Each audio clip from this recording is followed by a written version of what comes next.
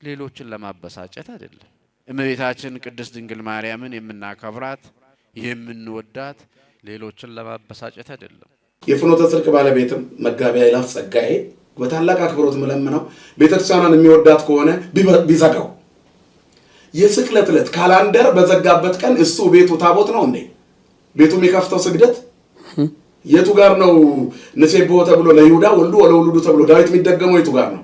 ግብረ ሕማማት የሚነበበው ምን ማለት ነው? የራስ አዳራሽ መሰብሰብ ሌላ ቸርች ነው እንዴ? እሱ ዛሬም ሊቃውንተ ቤተ ክርስቲያን የተጠራችሁበት ዓላማ ስለ ሃይማኖታችሁ ተናገሩ፣ ዝም አትበሉ። ሰላም ጤና ይስጥልኝ። እንዴት አላችሁ? በመላው ዓለም የምትገኙ ውድ የኢዮአብ ሚዲያ ተከታታዮች እንግዲህ በአንድ መረጃ ወደ እናንተ ተመልሼ መጥቻለሁ።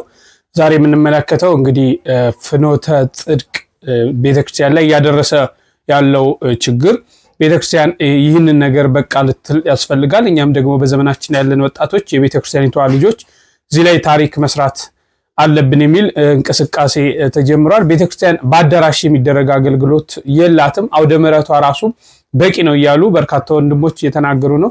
ስለዚህ ጉዳይ እንመለከታለን። ሌሎች መረጃዎችንም በጋራ የምናይበት ስለሆነ እስከ መርሐ ግብሩ ፍጻሜ አብራችሁን ቆዩ። ይህንን ቪዲዮ ላይክ በማድረግ ለብዙዎች እንዲደርስ አድርጉት። ምናልባት ቤተሰብ ያልሆናችሁም ደግሞ ሰብስክራይብ አድርጉ። እስቲ ወደ መረጃዎቹ እንለፍ። ሌሎችን ለማበሳጨት አይደለም። እመቤታችን ቅድስት ድንግል ማርያምን የምናከብራት የምንወዳት ሌሎችን ለማበሳጨት አይደለም። የተጠቀምንበት ስለሆነ ነው። ሰው ከቁስሉ ከዳነ በኋላ ቁስሉን ያዳነውን መድኃኒት ሁሉ ጊዜ ሲያመሰግን ይኖራል። ጥቅሙን ስለምናውቅ ነው። የምናውቀው እኛ ነን መድኃኒትነቷን ያላወቁ ሰዎች እኮ ባያውቋት ባያከብሯት አያስደንቀንም። ለምን? መድኃኒትነቷን አያውቁምና። እኛ መድኃኒትነቷን ስለምናውቅ ስለዳንበትም ጭምር ነገም ከልጇ ጋር የምታስታርቀን ስለሆነች የምንናገረው የሌላትን ክብር ልንሰጣት አይደለም። የእመቤታችን ክብሯን እኛ የምንጨምርላት አይደለም። ክብሯንም የምንቀንስ እኛ አይደለም። እናቱን ስላከበረ እናከብራለን። ለምን? እናትንና አባትህን አክብር ብሎ ሕግ ያወጣው ራሱ እግዚአብሔር ነውና እግዚአብሔር እናትህንና አባትን አክብር ብሎ ሕግ ስርዓት ከሰራ እናቱን የማያከብርበት ምክንያት የለምና እናቱን አክብሮ ነው። አዎ እናታችሁን አክብሮ ያለን ሰው መክሊቱን ፈልጎ እንደ መክሊቱ ነው መኖር ያለበት። አዎ መቀደስ የሚያምርብህ ከሆነ ቀድስ፣ መስበክ ከሆነ የሚችለው ስበክ፣ መምከር የምትችል ከሆነ ደግሞ ምከር። ቅዱስ ጳውሎስ እኮ ብሏል፣ የሚመክር በመምከሩ ይጽና ብሏል፣ የሚያስተምር በማስተማሩ ይጽና ይላል። አሁን አንድ ሰው መድረክ ማስተማር የሚሆንለት አለ፣ ቁጭ ብሎ መምከር የሚያቅተዋል። ቁጭ ብሎ መምከር ግን የማይሆንለት። አንዳንድ ሰዎች ደግሞ ቁጭ ብለው የነገር ስልቱን አውጥተው ወከክ አድርገው የሚመክሩ አሉ። ደግሞ መድረክ የማይሳካላቸው። ሁሉም እኮ ሀብት ነው ሁሉ። አሁን እኮ ይኸውላችሁ አንድ ሽማግሌ መክሮ የሚመልሰውን እኔ 500 ጥቅስ ጠቅሼ ላልመልሰው ይችላል። ሰው እንደ ሀብቱ ነው የሚያድር። ሀብታችን ማወቅ ጠርቶ ሀብት ሰጣቸው ነው። የእግዚአብሔርን ጥሪ ማወቅ። ይሄን ጌታዬ በምን መልኩ ነው የጠራኝ፣ በምን መክሊቴና እንዳገለግል የምትረዱት ግን አንድ ነገር፣ እግዚአብሔር ያልጠራው ሰው ግን የለም። ሁሉንም ሰው ጠርቶታል። ችግሩ ጥሪውን ወይ ሳናስተውለው እንደ ወፍ ግር ብሎ ያልፍብናል። ምክንያቱም ያንን እንዳናውቅ ደግሞ ሰይጣን ሁልጊዜ ምን ያደርጋል? ከራሳችን ጋር እንዳንሆን ያደርገናል። ደግሞ ያባክነናል። በብዙ ጉዳዮች ብክንንም ያደርገን። እሺ እንግዲህ እንደተከታተላችሁት ነው። ብፁዕ አቡነ ጢሞቴዎስ ይባላሉ። እኚህ ሊቀ ጳጳስ እንግዲህ ከብፁዕ አቡነ ገብርኤል ጋር በአንድ ላይ የተሾሙ በብፁዕ ቅዱስ ፓትርያርኩ አንብሮተ እድ የተሾሙ ናቸው። እንግዲህ ስለ እመቤታችን ያላቸውን ነገር ተናግረዋል። ፍቅሯን ስለቀመስን ነው እኛ እንደዚህ የምንለውና እናንተ አታቋትም፣ አትበሳጩ በማለት ብፁዓን አበው ሊቃነ ጳጳሳት ባይዘዌ በዚህ ርዕሰ ጉዳይ የራሳቸውን ነገር እየተናገሩ ዝምታቸውን እየሰበሩ ይገኛል። እጅግ በጣም ያስደስታል እና ይህን ያህል ወጥተው ሲናገሩ ሲመሰክሩ በጣም ደስ ይላል። ያው ነገ ሚያዝያ 22 ቀን ቀጠሮ ተይዟል በቅዱስ ሲኖዶስ። ምን ውሳኔ እንደሚወሰን ደግሞ እንመለከታለን፣ ረቡዕ ማለት ነው።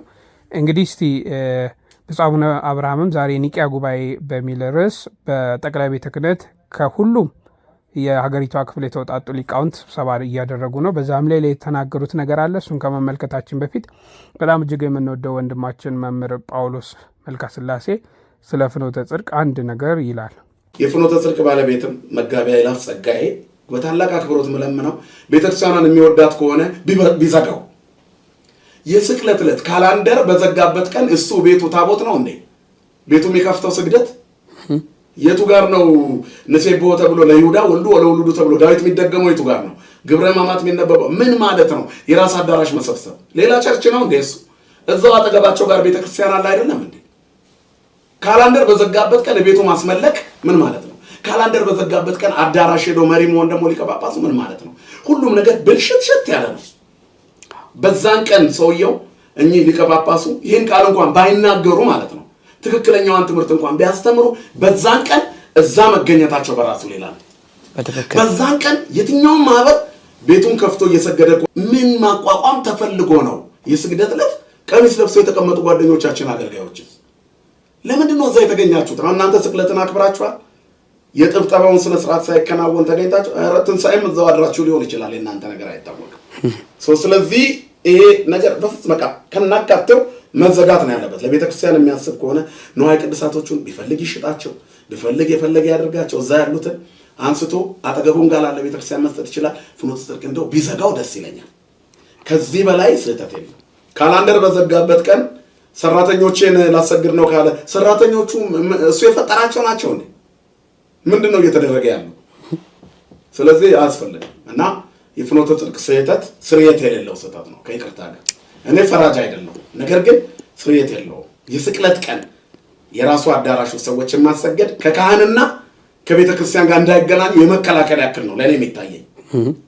ጉንዱሾች አይደሉም፣ አይነ ስውራን አይደሉም፣ ዘመድ አዝማድ የሚያደርሳቸው ያጡ እስረኞች አይደሉም። እስር ቤት ላሉት እንኳን ሳይቀር ቤተ ክርስቲያን ተሰርቶ የጥብጠባው ስነ ስርዓት በካህናት ይከናወናል። ያን ያህል አስሮ የራስ አድርጎ ማስቀረት በጣም ስህተት ነው። አንደኛው ነጥብ ይሄ ነው እና ቅዱስ ሲኖዶስ በዚህ ጉዳይ ላይ እንዲያይበት ለጊዜው የተደረገው እግድና አጣርታችሁ እንድታሳውቁን የሚሉት ደብዳቤዎች በብፁዕ አቡነ ዲዮስቆሮስ ተጽፈዋል። አሁን ባለው ነገር ላይ በጣም የምናመሰግናቸው ሊቀ ጳጳስ ብፁዕ አቡነ ዲዮስቆሮስን ነው። እንግዲህ እንደተከታተላችሁት ነው የመምህር ጳውሎስም እንግዲህ በዕለተ ዓርብ እንዴት ነው ጸጋዬንም በግልጽ መጋቢ አእላፍ ጸጋዬ ቤተክርስቲያኒቷን የምትወድ ከሆነ ይህን አዳራሽ ዝጋው ብሏል። እንዴት በዕለተ ዓርብ በራስ ያውም ጽላት በሌለበት ቤት ውስጥ ተሰበሰባለ ብሎ እንደ መምህርነቱ ግሳጼን አስተላልፈዋል እና እጅግ የሚያስደስት ነው። እስቲ ብፁዕነታቸው እንግዲህ ወደ ብፁዕ አቡነ አብርሃም መልእክት ስንመለስ ብፁዕ አቡነ አብርሃም ለኒቂያ ጉባኤ ለተሰበሰቡት መልእክት አስተላልፈዋል። ዛሬም ሊቃውንተ ቤተ ክርስቲያን የተጠራችሁበት ዓላማ ስለ ሃይማኖታችሁ ተናገሩ፣ ዝም አትበሉ። ስለ ሥርዓተ ቤተ ክርስቲያናችሁ ተናገሩ፣ ዝም አትበሉ። ስለ ቀኖናው ተናገሩ፣ መስክሩ፣ አስተምሩ፣ ዝም አትበሉ። ምክንያቱም ብዙ ሕዝብ አለና ክርስቶስ በደሙ የዋጃቸው ያከበራቸው የጠራቸው መሪ የሚፈልጉ ጠባቂ የሚፈልጉ ሃይማኖታቸውን የሚያስተምራቸውን የሚሹ በብዙ የሚቆጠሩ ክርስቶሳውያን አሉና ዝም አትበሉ።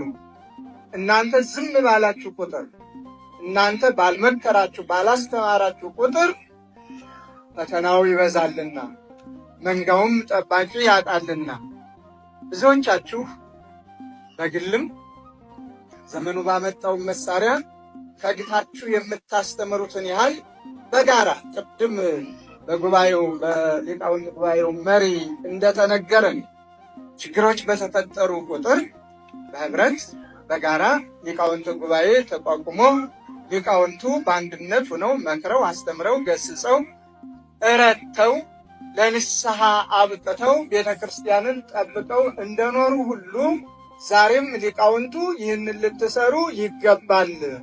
በወኪል ብቻ የሚሆን አይደለም።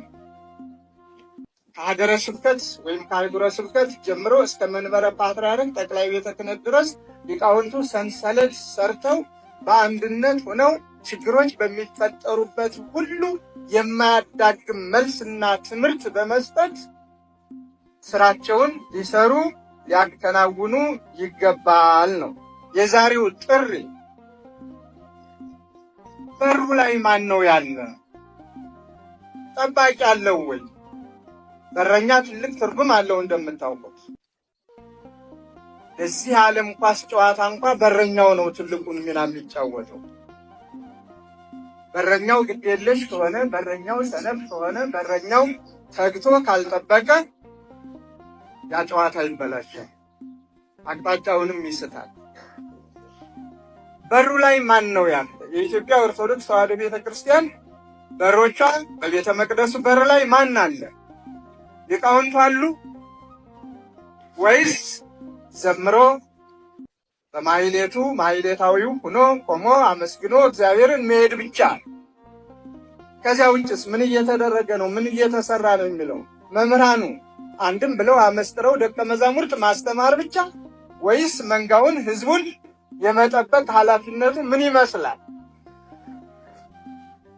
ስለዚህ ራሳቸውን በረኞች ያደረጉ በረኞቹ ወይም በቤተ መቅደሱ በር ላይ ቆመው ሊጠብቁ የሚገባቸው ሊቃውንቱ ወደኋላ ሲሸሹ በመንፈሳዊ ቅናት የምንበለው በሃይማኖታዊ ስሜት ብዙ እውቀቱም ባይኖር የማመስጠሩም እድሉም ባይኖር ያነጋገሩም ፈሊጡም ባይኖር ቤተ ክርስቲያናችንን መጠበቅ አለብን ብለው ሁሉን ባይወክልም ያልኩት የጠበቁ ራሳቸውን የቻሉ ሊቃውንቱ በመሰል ደቀ መዛሙርቱ መምህራኖቻቸውን ተከትለው የሚናገሩት እንደተጠበቁ ሆኖ በስሜት ብዙዎቹ በበሩ ላይ ቆመው መልስ ሰጪዎች ሲሆኑ ለሚፈጠሩ ነገሮች ሁሉ ሊቃውንቱስ ምን ይስሩ? ምን ያድርጉ? በረሃብ አለንጋ ተገርፈው የተማሩ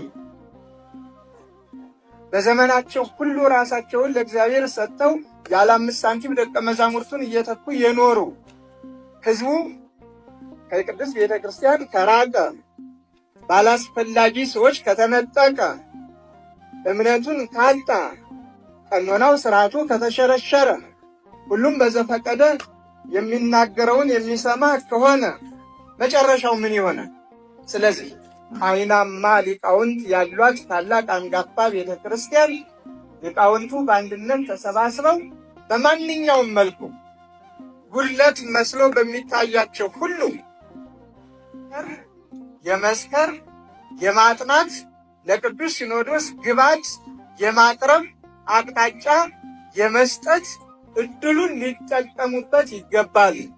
ምክንያቱም ይቺ ታላቅ እናት ሐዋርያዊት ኦርቶዶክሳዊት ተዋሕዶ ቤተክርስቲያናችን እስካሁንም ተጠብቃ የኖረችው በሊቃውንተ ቤተክርስቲያን ስለሆነ የብፁዕነታቸው በረከታቸው ይድረሰን። እንግዲህ ዝም አትበሉ፣ እናንተ ዝም ካላችሁ ይበላሻል ነው፣ ሁሉም ነገር ይበላሻል ነው። ቤተክርስቲያኒቷ ሊቃውንቱ ቤተክርስቲያኒቷን ሊጠብቁ እንደሚገባ፣ ሃይማኖቷን ትምህርቷን ሊጠብቁ እንደሚገባ ተነስቷል። እንግዲህ በዚህም ላይ በዚህ እመቤታችን ቤዛ ትባላለች አትባልም የሚለውም አጀንዳ ይነሳል በነገው ዕለት ተብሎ ይጠበቃል።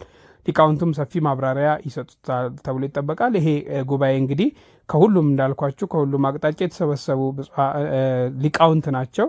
ብፁዕ ቅዱስ ፓትርያርኩ አቡነ ማትያስ በተገኙበት በጸሎት ተከፍቷል። ቅዱስነታቸውን መመሪያ ያስተላልፈው ንግግር አድርገዋል። ከዛ በኋላ የተለያዩ አጀንዳዎች ተነስተው ውይይት እየተደረገ ይገኛል። ዛሬና ነገ ሚያዝያ 21 ቀንም የሚቀጥል ይሆናልና እንግዲህ ለአባቶቻችን እግዚአብሔር አምላክ ጥበቡን እንዲሰጣቸው ማስተዋሉን እንዲሰጣቸው ከነሱ ጋር አብሮ እንዲሆን ቤተክርስቲያኒቷ እንዲጠብቅ የእሱ የአምላካችን ቅዱስ ፈቃድ ይሆነልን። ይህንን ልጅ ኦርቶዶክሳዊ ሆኖ አለማመስገን ንፉግነት ነው። ለምን እንደዚህ እንዳልኩ ነግራችኋለሁ።